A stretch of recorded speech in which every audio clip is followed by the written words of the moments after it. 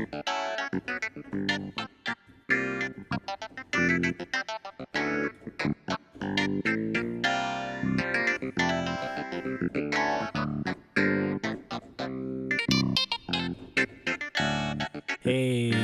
podcast.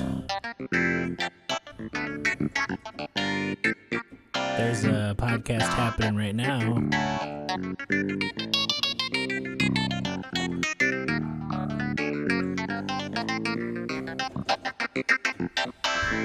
And that podcast is the Dutcher Snedeker podcast.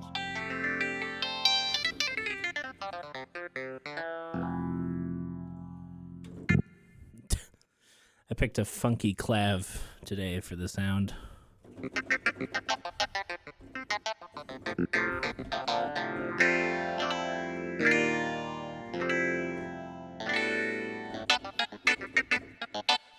I don't know, it's fun. It's different. You think after all this time I'd figure out how to do a good mic placement. But I don't know what I'm doing. That's the whole journey of this podcast, is that I don't know what I'm doing. But how are you fair listener? How's it going? I've had a very... I feel like I've had the longest 5 days of my life in recent days. Because I started Thursday morning by getting a vaccine, the first shot of the Pfizer vaccine over at DeVos. Took me about 15 minutes from when I got parked in DeVos Place to getting my shot, and then there was a half-hour cool-down time. So very efficient. All those folks handling all of the, all the stations, the getting people resupplied, monitoring different, areas of the building, coordinating the flow of just a ton of people walking to, from their parking garage to where they're going to get their shot. It's very cool. Very well coordinated. But then I went from that to a rehearsal with Lee Heerspink. And Lee Heerspink hired myself, Caleb Elzinga, Jim Alfredson, and Randy Marsh to do some recordings at Third Coast. So we did a Thursday, Thursday was our rehearsal day. So we spent a chunk of time running the tunes, figuring out how everything went. And then Friday, we started the session at 10. I did 5 tracks before I had to leave and go straight to my residency at the listening room. And then Saturday, I did the normal, walk in Grand Haven type thing with my friend. And we then I then went to do some overdubs for Lee's project. Got that out of the way, moved some equipment back in my office, and then drove back to Grand Rapids, did another night at the listening room, and then Sunday was Easter Sunday, so I got up, went to brunch with the family. That was good. At Fire Rock Grill, very tasty food. Very, mixed settling, I guess. It is like in between settling and unsettling Easter Bunny dude in a costume. It's fine. It's, kids love the Easter Bunny. I was just kind of like, who's this guy? But we hung out at the house, chilled, and then Monday I did, I did some work, ran some errands, felt really tired, but I was still able to head over to my friend's birthday party, friend/neighbor. He lives like 2 blocks away. And yeah, now today I'm kind of just like, oh, I have work I need to do. Not that I wasn't doing work those other days, but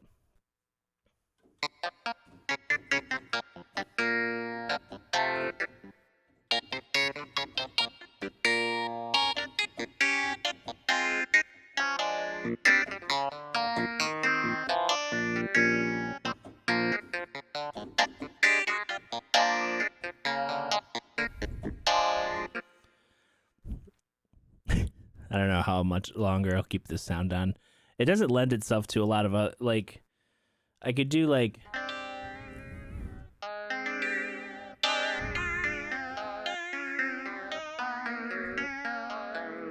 just like random chords.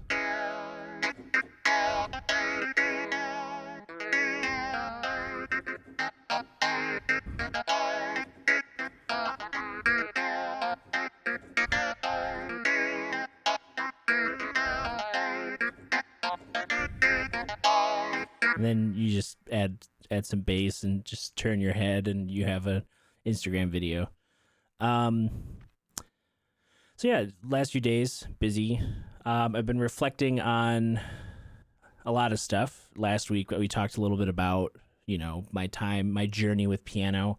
I've been thinking also about my journey with being, we'll call it the overall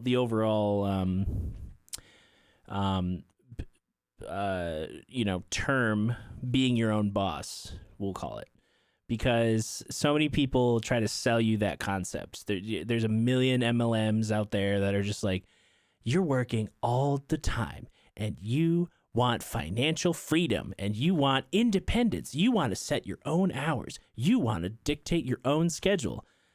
And it's like, yeah, but if you're working for yourself, you have to work a lot harder because you don't have a company that's already like an established system creating that job for you, creating that salary, creating those benefits. So, I've been my own boss for, since college. And I'm not saying that it's like, oh, I'm the only one who pays for certain bills, or I'm the only one who, I'm the one who's paid for everything, and I'm the one who's, it's like people have helped me, my family's helped me with college,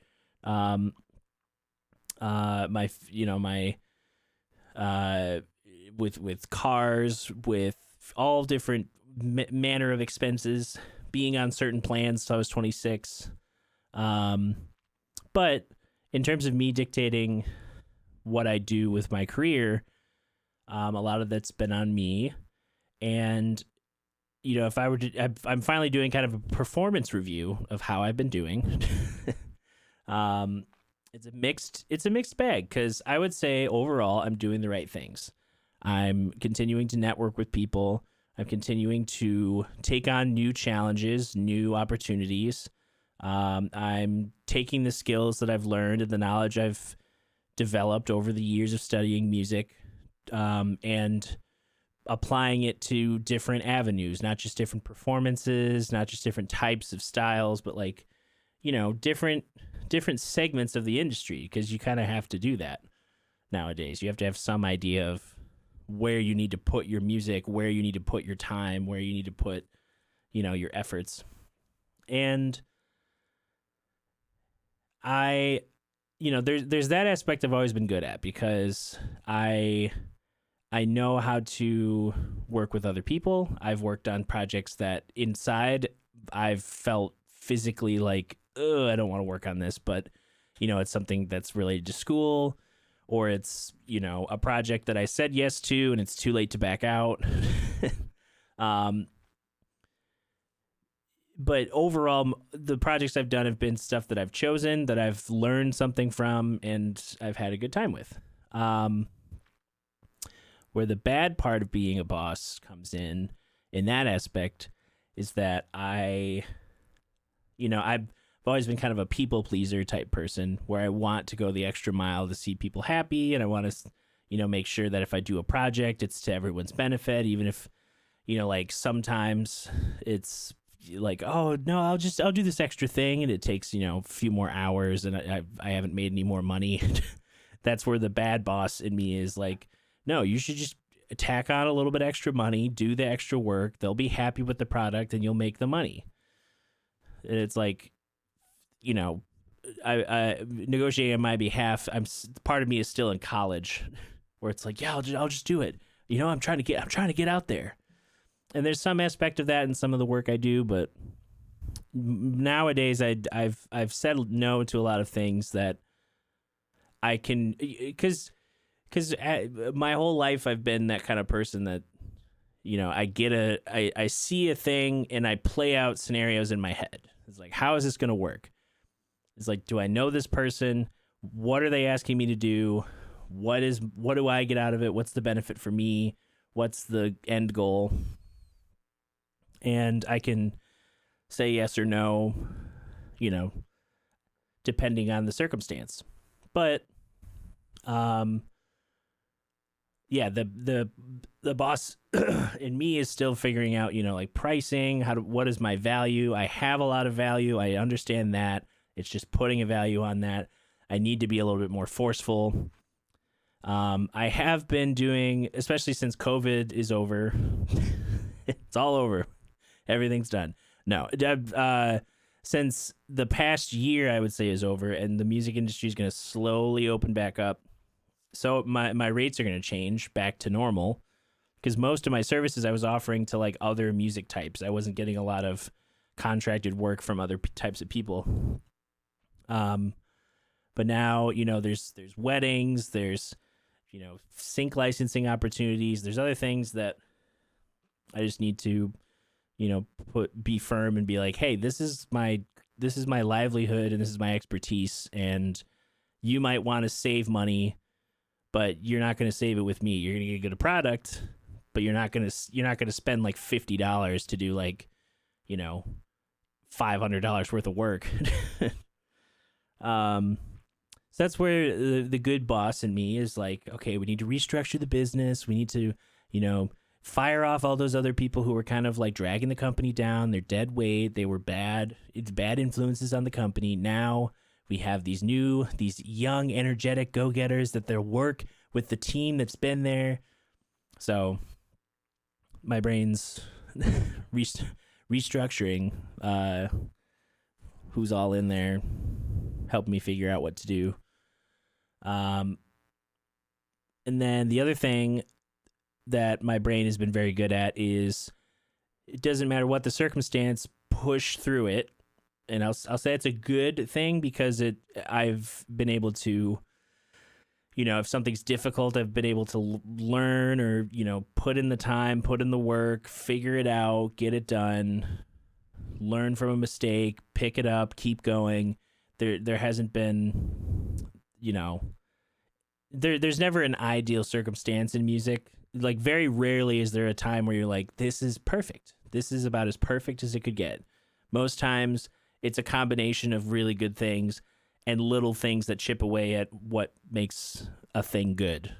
So you just have to learn that, like you see all these people who are like, these big time producers, they might have a lot of money. They might, spend it on cars. They might spend it on trips. They might do all this stuff. But then their life is constantly, they've hit that certain threshold where they can't really slow down, and they have to figure out how to keep that engine moving. And, it can lead to some bad choices. It can lead to some, I think of someone like Quincy Jones, like he had 2 brain aneurysms.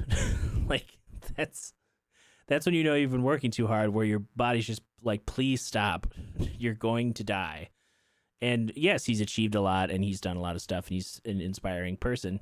But he also talks about like the workaholic mentality he had was not good for his relationship with others and his family, and how he's had to like slowly rebuild certain relationships. And, there's always a give and take.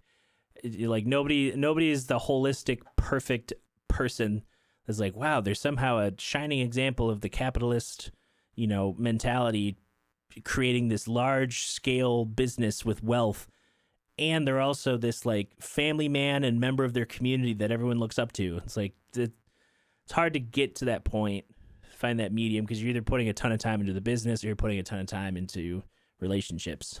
And that's where I mentioned, it's like, oh, it's a good quote unquote thing that I could push through stuff, but it's also a bad thing because I'm able to turn on my work brain a lot easier in a lot of circumstances than turn on my relaxation brain, or turn on my get enough sleep brain, or turn on my, don't eat just garbage all the time brain.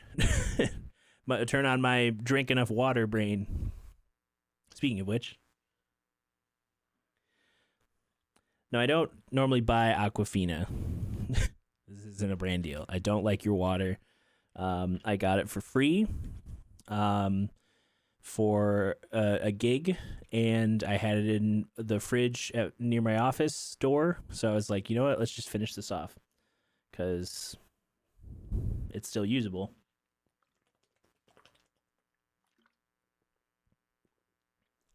I didn't want to like get the sips inside the mic. But I've with the warmer weather, I feel more motivated to make those changes into my routine because if I'm going to be my own boss, running my own business, I need to be more cognizant of how I divide up my time and my money. So I'm going on more walks. I'm trying to cut certain things out. It's only been a few days since I've made this grandiose revelation. But I realize, like, I think of someone like Eric Moore who, people might look at him right now and they're like, man, this dude's still big. He's still like he's still an unhealthy dude. But he used to be even bigger. Like he used to be, probably 150 plus pounds heavier. And he took time. I think he said he took 4 years off the road. And all he did was focus on his relationships with his family and his health as like the top priorities. And then, sure, he was still building out his career. He was still getting endorsements. He would still do certain gigs here and there, but he wasn't, the road warrior during those 4 years as he could have been, at least from what he said on Instagram. I haven't looked too deep into this, but I thought it was interesting that someone at his level would take the time to reflect on that type of career decision and make something new going forward. And I think that's a lot of people's perspective with the pandemic is they figured out what has and hasn't worked up until this point. Like if you were like, yeah, I was doing great, and then as soon as a venue closed or a place wouldn't let me come play, I had nothing, and that's not where I want to be. I want to be able to say like, oh, I have these different avenues. I was talking to my parents' neighbor because I guess she works in radio, and she was asking me like what I was up to, and I was listing kind of the different things I was involved in, different projects, different people I was working with, and she was glad to hear that I wasn't just sitting at home being like, why can't I play gigs? Which I don't blame people who they had a bunch of gigs and then they all went away very suddenly. That no one plans for that, but it is that kind of thing where like why can't like I don't know, why can't other interests align with other opportunities to earn a career? I think of Binging with Babish, the YouTube channel. Andrew Ray, I think he worked in software. Like he did some job with computers, and then he liked cooking on the side. And then him and his buddy were just like, yeah, it'd be kind of fun to make a YouTube channel that like does, like a Food Network's quality show about creating, different dishes from movies and television. And it built this little community, and then this community, started going viral as he started making, certain decisions like, oh, we're going to make the Krabby Patty, or we're going to make we're going to make our approximation of this, this cartoon dish that's like super colorful and wacky. And now he's like, go watch his house tour. Cause he went from one apartment to a larger apartment, and then he went from that apartment to like a townhouse in I think Brooklyn. And it's like he's got a really nice main floor where he can entertain people, and like it's a comfortable space. Him and his girlfriend have like very, chill rooms. Like they're very, very much set up the way they need to do work and relax. And then there's like 2 floors of sets. There's like a lower kitchen set and then an upper kitchen set. And he can film all kinds of content. And it's not just like, oh, he scaled up. It was like he got to a point where he had enough of an audience where he was like, well, let's make a cookbook and we'll sell that cookbook. Oh, let's make merch. Let's get the Binging with Babish, like, you know, the wood burned like pizza, the pizza tray thing, or you know, a cookware. You know, he has his own cookware. He has you know, he has another series that branches out. There's Basics with Babish. So he teaches you like making soups, like think the mentality of like turning something into a soup, or working with certain proteins, or certain kitchenware that are like your bare necessities that you like. He's just developed this ecosystem, and he even changed the channel name to the Babish Culinary Universe, I think, because it includes that type of stuff, and the Being with Babish series, which is him out in the world doing fun charitable things with other people. Like, you know, one of them was I think he bought his brother a Tesla and it was like a huge surprise, and you know, his brother's like was like a huge supporter and something. There's like I forget the exact video, but you see people like that who they take what they do and they turn it into an income,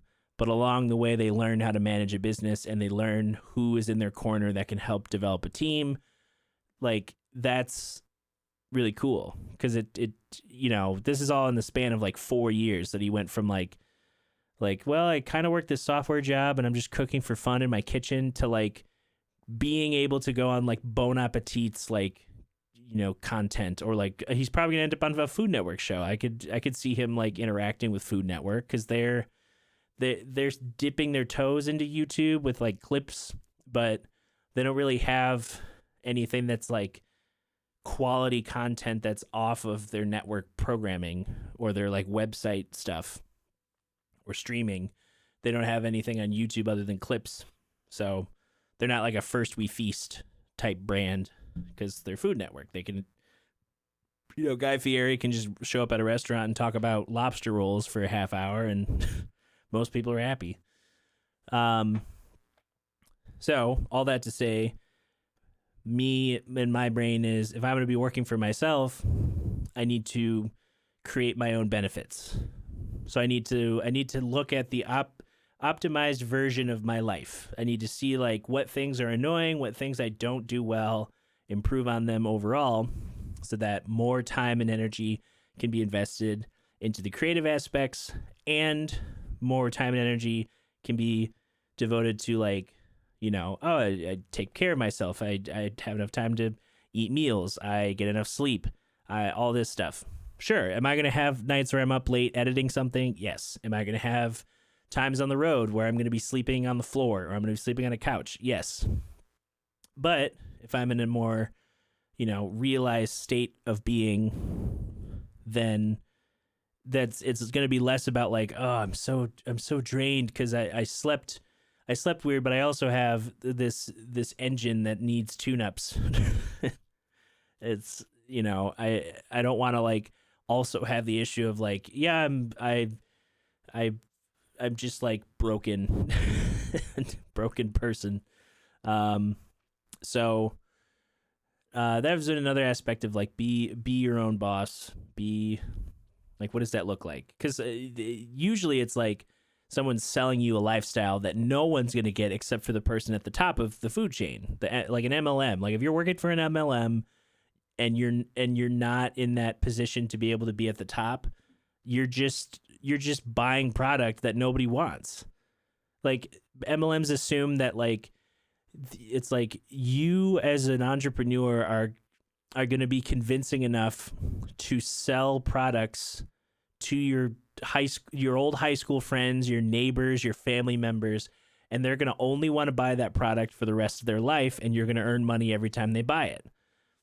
And it's like, no, it's First of all, have you ever influenced anyone to do anything? First of all, have you ever had anyone empower you to do anything in your life that didn't cost you money? First of all, I've had plenty of opportunities where people have said like, "Hey, you take point on this, you learn this," and I might have been uncomfortable, I might have felt unprepared, but I've been put in those positions without the risk of financial ruin.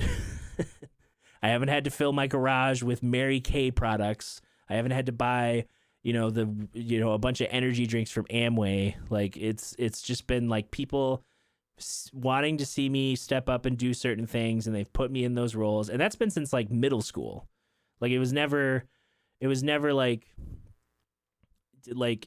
me just asking like, "Hey, can I do this? Can I do this?" It was people who put me in things I didn't think I could do, or saw things in me they're like, "Oh, he could, mentor kids, or he could do this or whatever." So yeah, being your own boss is not an MLM.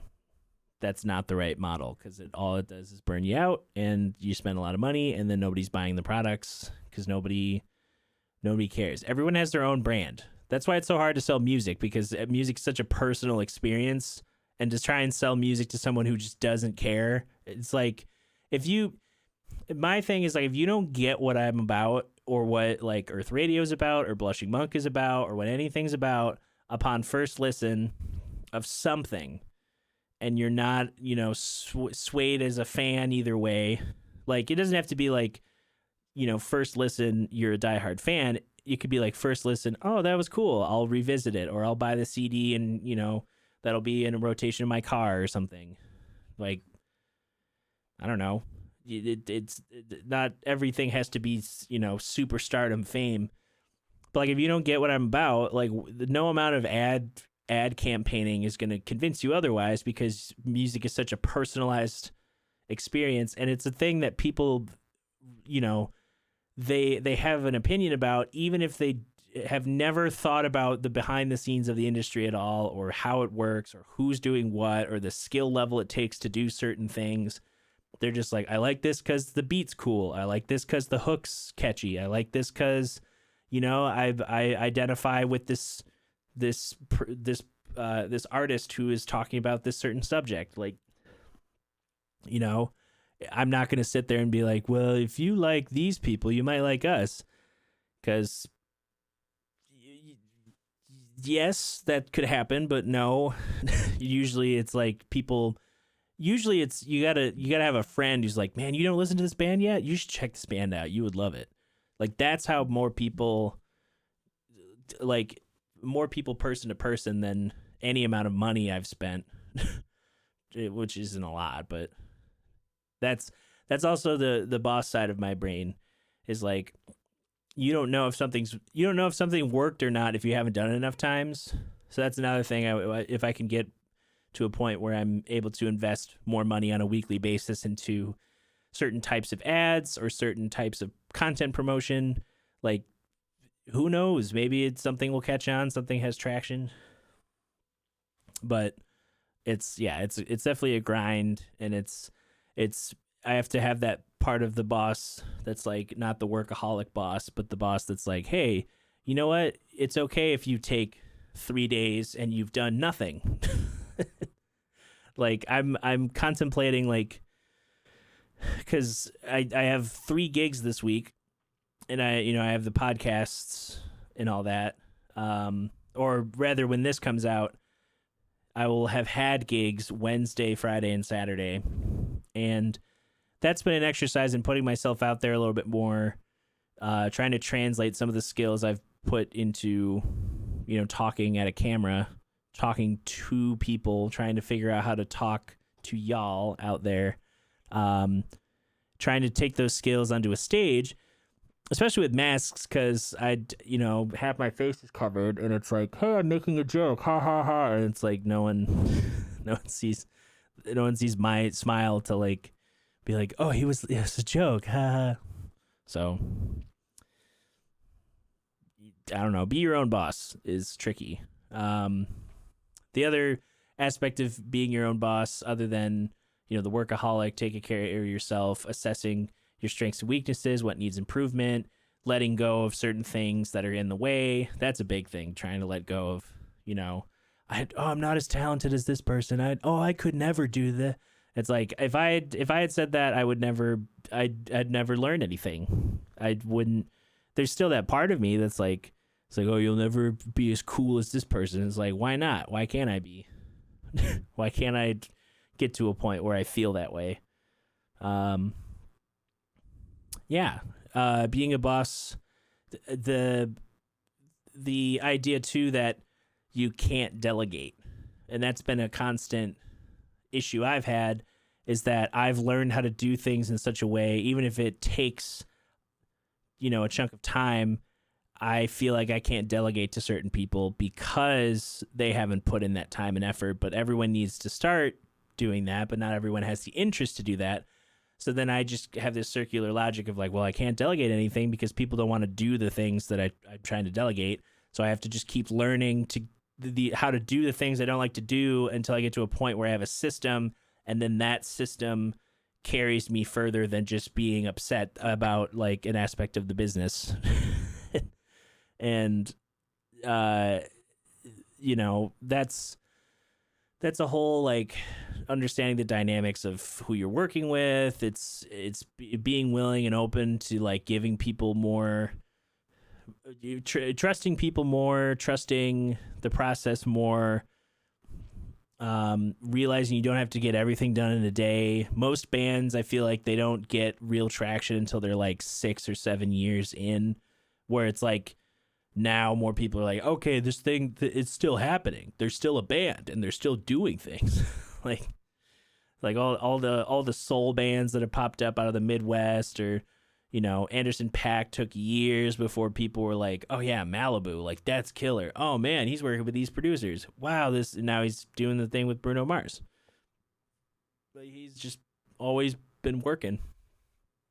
So, learning how to delegate tasks to other people, learning how to motivate a team.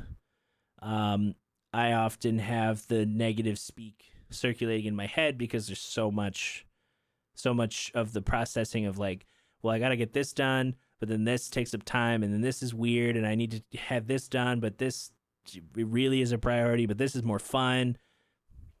So it's just taking the time to like give yourself the space, give other people the chance to step up, and trust that things are going to happen when they happen. And most of music kind is disorganized and chaotic, and the industry doesn't make sense sometimes when certain things catch on as a trend, and there's no secret to any social success. Like most of the people I've observed, the only thing that's been consistent is that they've done enough for enough time to build an audience, and they got better at the things they were trying to do. And that's it.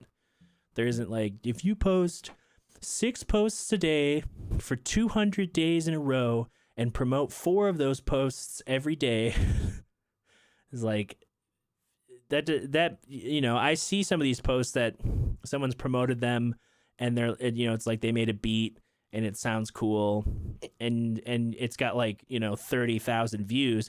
You go to their page and they still only have 800 followers, because people are like, people window shop on a place like Instagram, and if something doesn't immediately grab them, or they don't see it enough time, like everyone's got their own means of interaction, and a lot of people just are like, what's in my feed? All right, what's in my feed? And not everyone's seeing everything that they're following. So it's all messy. It's all weird. There's some strategy you can do, but I don't know. I just feel like all these gurus, it's like, I figured it out. It's like, no, you figured out a little piece of it, and you've got more success selling the knowledge. That's like, I figured out how to be a pianist, and I'll tell you for $100 a lesson how to be. It's like, yeah, it's weird. So be your own boss. Figure out what's good, what's bad. I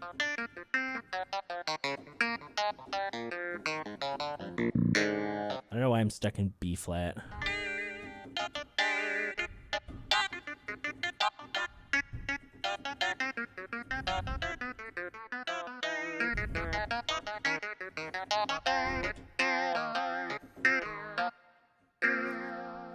It's a very interesting wobble. That's more of a tremolo.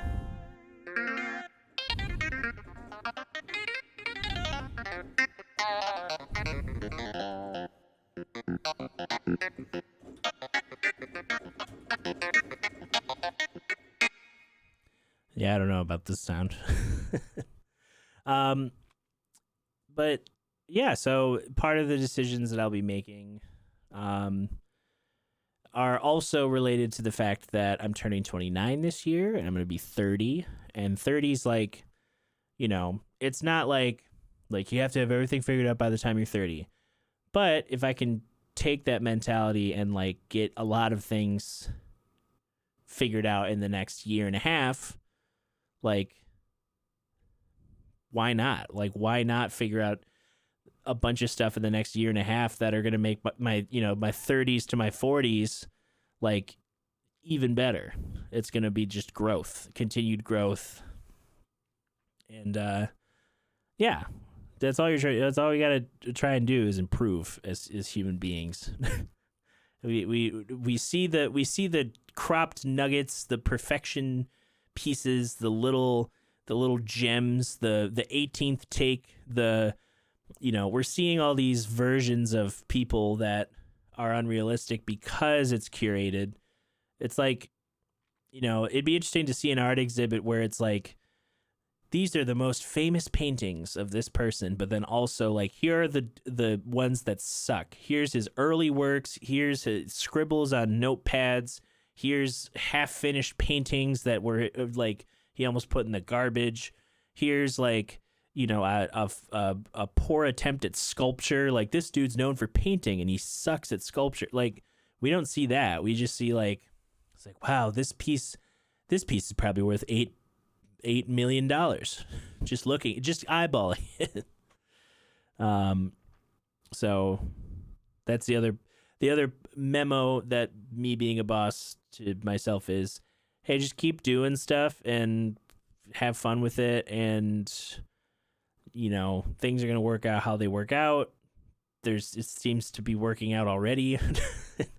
Like, even like, to think in the chaos of my life, of academia, hours in practice rooms, obsessing over pieces, obsessing over my craft, and to missed deadlines, dropped pages during accompanying things for recitals, messing up my midterm performance review, squeezing 2 recitals in 1 year, messing up the new music ensemble by not skipping out, but like scheduling work over being in that ensemble, which the 2 years after that were amazing because I stuck with it instead of just like shortchanging stuff. And then the missed lessons, lots of missed lessons from being nervous or anxious or not feeling prepared, not wanting to go and face the fact that I didn't live up to like an expectation that was way too high in my head, higher than even my instructors. Failing the gen ed math class I had and having to take ethics because it wasn't really math. It was like a blend of math and other stuff, philosophy. But failing math because I took it at 8:30 and I would just literally sleep in the class because it was way too early and I was way too burnt out. I would try and sit in the front of the class to learn and I would just fall asleep every time. Messing up,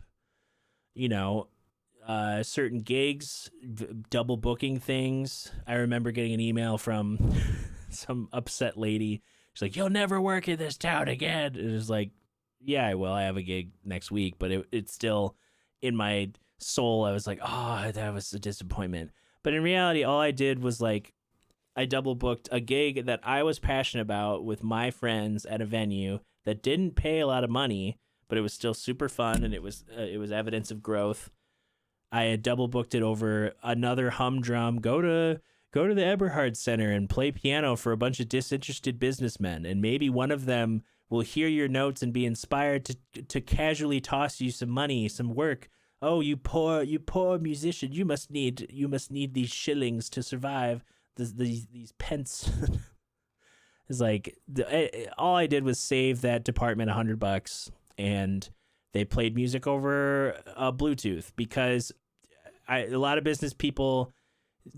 like a lot of business people, and correct me if I'm wrong, music is it's tied to certain experiences. Driving the sports car, getting the nice entertainment setup, buying the new shiny thing that you can listen to a tune through. And maybe it harkens back to your childhood. Maybe it's like, oh, this is when real music was real, or like whatever. But I don't go into a room full of businessmen playing jazz piano going like, I bet they're all going to love it, and they're going to come up and say that they love me and it's background music. It's a function. Like, I don't care.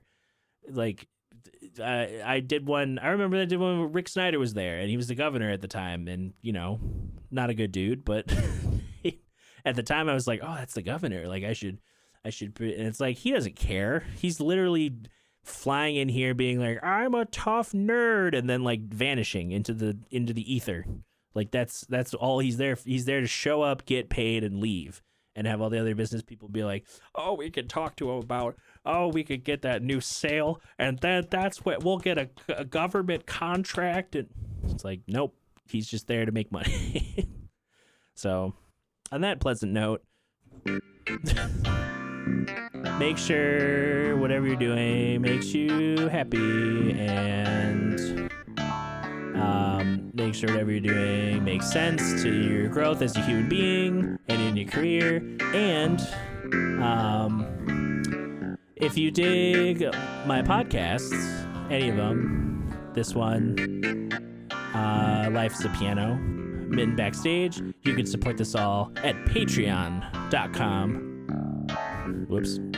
patreon.com/Dutcher Snedeker. You can also follow me on Facebook, Instagram, subscribe to YouTube, follow these podcasts on places like Google Podcasts, Spotify, Apple Podcasts. Share this with your friends. Keep an eye out for this summer. I'm going to be starting a Clips channel for some of my favorite moments so far this year. It'll be going up in separate little chunks on YouTube and on socials, but I think that's everything I need to talk about. You go out there and be the best boss you know how to be.